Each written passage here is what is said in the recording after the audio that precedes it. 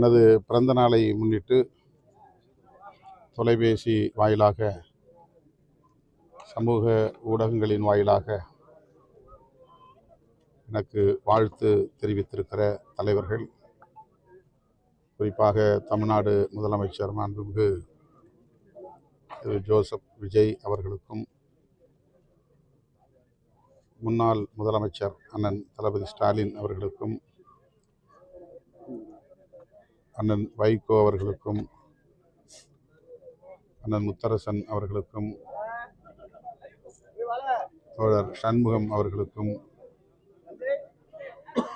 அண்ணன் ஜி.கே. வாசன் அவர்களுக்கும், அண்ணன் கே.எஸ். அழகிரி அவர்களுக்கும், அண்ணன் ஏ.சி. சண்முகம் அவர்களுக்கும், இன்னும் பல முன்னணி தலைவர் பெருமக்களுக்கும் என்னுடைய நன்றியை உரித்தாக்கிக் கொள்கிறேன். அதேபோல் வாழ்த்து செய்தி அனுப்பியிருக்கிற சூப்பர் ஸ்டார் ரஜினிகாந்த் அவர்களுக்கும் என்னுடைய மனமார்ந்த நன்றியை உரித்தாக்கிக் கொள்கிறேன்.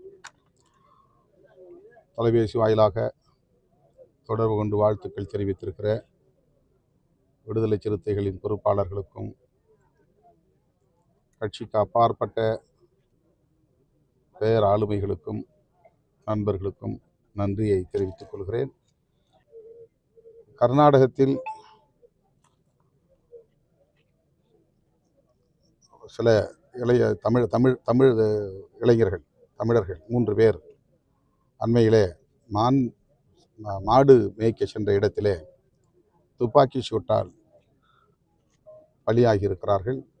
துப்பாக்கி சூட்டிற்கு இரையாகி இருக்கிறார்கள். இது மிகுந்த கவலை அளிக்கிறது. இந்த போக்கை கண்டித்து முதலமைச்சர் அவர்கள் அறிக்கை வெளியிட்டிருப்பது ஆறுதல் அளிக்கிறது. தொடர்ந்து இப்படி வனத்துறையினர் தமிழர்களுக்கு எதிரான துப்பாக்கிச் சூடுகளை நடத்தி வருவது அவ்வப்போது நடந்தேறி இருக்கிறது. ஆகவே இதை தடுப்பதற்கு முதலமைச்சர் உரிய நடவடிக்கைகளை மேற்கொள்வார் என்று நான் நம்புகிறேன். அதேபோல அமுதன் என்கிற கல்லூரி மாணவன் அடித்தே கொலை செய்யப்பட்டிருக்கிறார். கல்வி நிறுவனங்களில் கஞ்சா உள்ளிட்ட போதைப் பொருள்கள் புழக்கம் இருக்கிறது என்பதை இந்த சாவு உறுதிப்படுத்தி இருக்கிறது. எனவே இது குறித்து விசாரணை நடத்துவதற்கு முதல்வர் ஆணையிட வேண்டும். தொடர்புள்ள யாராக இருந்தாலும் அனைவரையும் கைது செய்து உரிய நடவடிக்கை எடுக்க வேண்டும் என்றும் வலியுறுத்துகிறேன். அதேபோல திருவொற்றூரில் ஒரு மாணவர் கொல்லப்பட்டிருக்கிறார். கல்வி நிறுவனங்களில் மாணவர்களுக்கிடையிலே மோதல், படுகொலை என்று நடப்பது அதிர்ச்சி அளிக்கக்கூடியதாக இருக்கிறது. புதிய இளைய தலைமுறையினரின் பேராதரவோடு ஆட்சிக்கு வந்திருக்கிற நம்முடைய முதலமைச்சர் அவர்கள் இந்த இளம் தலைமுறையினரின் பாதுகாப்புக்காக, நல்வாழ்வுக்காக கூடுதலாக கவனம் செலுத்தி உரிய நடவடிக்கைகளை மேற்கொள்ள வேண்டும் என்றும் இந்த நேரத்தில் நான் கேட்டுக்கொள்கிறேன். இந்த 100 அமைச்சர் ராஜ்குமார் ஆதரவு சொல்லியிருக்காங்க. அது குழு மோதல், போதைப் பொருள் விவகாரத்தில் இல்லை. அமுதனுடைய பெற்றோரோடு நான் தொலைபேசியிலே தொடர்பு கொண்டு பேசிய போது அவர்கள் சொன்ன கருத்தின் அடிப்படையில் தான் நான் இந்த வேண்டுகோளை வைக்கிறேன். அமுதன் எந்த வம்பு தும்புக்கும் செல்லாத ஒரு இளைஞர்.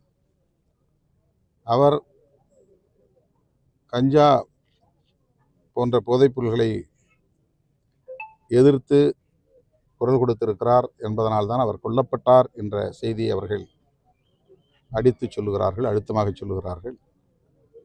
எனவே அரசு கூடுதல் கவனம் செலுத்தி அது உண்மையா இல்லையா என்பதை கண்டறிய வேண்டும். அதற்கு ஒரு விசாரணை ஆணையம் அமைக்க வேண்டும் என்று கேட்டுக்கொள்கிறேன். நான் தமிழர் தேசிய மாநாடு இப்போ கொண்டாடுறோம். இந்த நிலையில் சட்டமன்றத்தில் தமிழே சரியாக உச்சரிக்க தெரியாத அமைச்சர்கள், எம்எல்ஏக்கள்லாம் இருக்காங்க. தமிழ் தேசியம் என்கிற கருத்தியல் வேறு, தனிநபர்கள் மொழியில் வல்லமை பெறுவது அல்லது பெறாமல் இருப்பது என்பது வேறு. அதற்காக நாம் ஜனநாயகப்படி தேர்ந்தெடுக்கப்பட்ட உறுப்பினர்களை அல்லது அமைச்சர்களை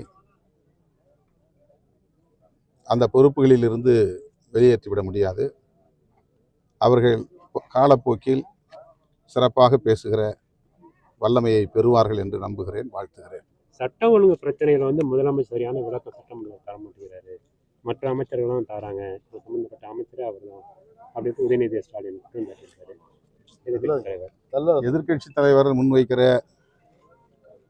பிரச்சனைகளுக்கு முதலமைச்சர் உரிய நேரத்தில் உரிய விளக்கம் கொடுப்பார் என்று நம்புகிறேன்.